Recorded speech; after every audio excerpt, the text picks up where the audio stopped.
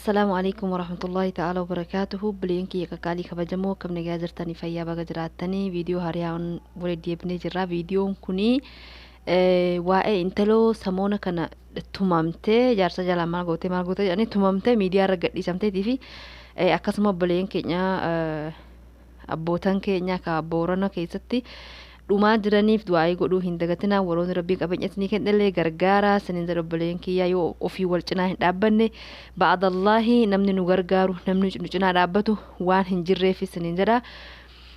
Gara viidiyoo intaloo sanii yoo kadabarrute dura dursoo intaloo suni intala namaati, obboleetii namaati, haadha namaati jechuu. Obboleen kiyya tadhalaallee rabbii kee sodaadhu, kadhiiraallee laasaa mahallaa wanni kisii kun yoo sin mudate intala namaa hin tuminaa, yoo sinii tahe waliin jiraadha, yoo siniin taane itti dhiisaa gargar bahaa malee intala namaa hin tuminaa jechuu. Silaa namni waan akkasii dalage osoo har'a sila haddii seera shari'aa islaamaa osoo jiraate akka seera shari'aatti haddiitti irra fudhatama. Walaakin sun hundi waan hin jirreefi yoo siitee waliin jiraatte yoo siin taane intala namaati, obboleetii namaati, haadha namaati hin gadhiistaa jechuu. Ammallee warroonni saahiba jaarsa kiyyaati, ilma abbeeraa jaarsa kiyyaati, obboleessa jaarsa kiyyaa jettanii dhiiraa waliin sa'aa 24 haasoytan. Tokkoffaa wanni kun kan mudatu bakka kanatti ustaaza kiyya gareerra wal barre jettanii ammallee warri haasoytan. Wanni kun kan mudatu asirraatii jechuu. Tadhalaallee saahiba jaarsaa saahibtitii shiite jaarsa shiiti jettee wanni waliin haasaa ooltuuf hin jirtu. Obboleetiitii atillee jaarsa keessa waliin haasa'u qaba, atillee jaartii kee jin haasa'u qaba. Jaarsa kee namaaf hin dabarsin, jaartii kee namaaf hin dabarsin. Gaafa san nagiyaan jiraattaa rakkoon kun sin mudatu jechuu. Namni rabbii sodaadha kan jedhee olamaa'iin ka barataa jirullee kasinii dhaamu maaliifi akka jiruun keessan toltu, akka wanni akkanaa kun hin mudamneefi. Wanni akkanaa kun mudame amma mucaan sun mucattiisan akkisitti tumee qaama qullaa miidiyaa irra gadhiise jechuu. Inni fi ishiinillee takkuma.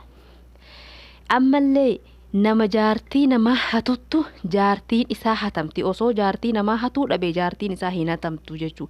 Akkam jedhanii Imaamu Shaafi'ii rahmatullahi alayhim namni maniitii namaatti birriin badii dalage mana isaatti yookiin jidaara isaatti birrii takka malee dirhama takka malee namni badiitti dalagaa jedhan. Jazaa min jinsil amal huma ati dalagdeen jazaan sii deebisamaa jechuu duunima kanarrattu. Saniif dhiirinis dhalaanis rabbii sodaadha. Eenyu wajjin haasoytanii eenyu wajjin hin haasoyne adda baafadhaa, seera shari'aa eeggadhaa jiraadhaa jedhee wanni namni isinii dhaamuuf. Kanaafi garuu hin diddanii liivii irratti bilbilaan karaa hundaan namatti haasahuu qabdan dhiistanii namatti haasahuu hin qabne wajjin haasoytanii. Atis ka dhiiraa dayyuusa ka jaartii kee nama biraa dabarsite sa'a 24 waliin haasahaa ooltu jaartiin kee ka waa takka simmeetii sitti hin dhagayamne jechuu. Gaafa wanni kanaa mudate intala namaa hin tumin. Atuu tumamuus barbaachisa ofumaa keetii hujjechuu. Ka kana hagana rabbi nu haqa jirchu mara keenya husni jedhu obboleen kiyya. Ka obboleen keenya Booranaa immoo ka dandeessan du'aa godhaa, ka dandeessan qabeenyaan gargaaraa. Hedduu rakkachaa jiranii sa'a namni isaanii akkatti dhumaa jiran agartanii sanii jedha obboleen kiyya. Waan garaa nama nyaatu, waan nama yaachisu, waan akka saba takkaatti hedduu takka garaa nama nyaachisu. Rabbiin bira haa dhaabbatu isaanii gargaarsa isaatiin isaan haa gargaaru.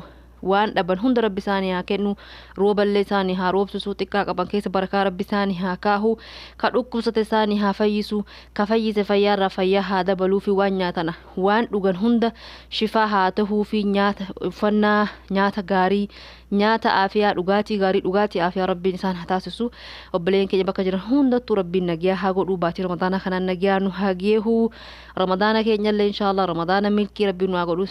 Sha'abaanaa kana keessallee warra of dagatee khairii isa dabartu osoo hin taane ergamaan rabbii sallallahu alaihi wasallam wanni sha'abaana soomuu fi namni keessatti of dagataa rajabii fi ramadaana jidduu waan jiruuf namni ji'a kana of dagataa jedhanii warra of dagatuun rabbiin nu taasisanii warra khairii irratti wal yaadachiisu rabbiin nu taasisu. Obboleen kiyyaa khairii irra wal yaadachiisaa isiniin jedhaa. Haganumaa hin dhufee nagaan jiraadha. Wassalaamu alaikum wa rahmatullahi ta'ala wa barakatuhu. Ila liqaa isiniin jedha.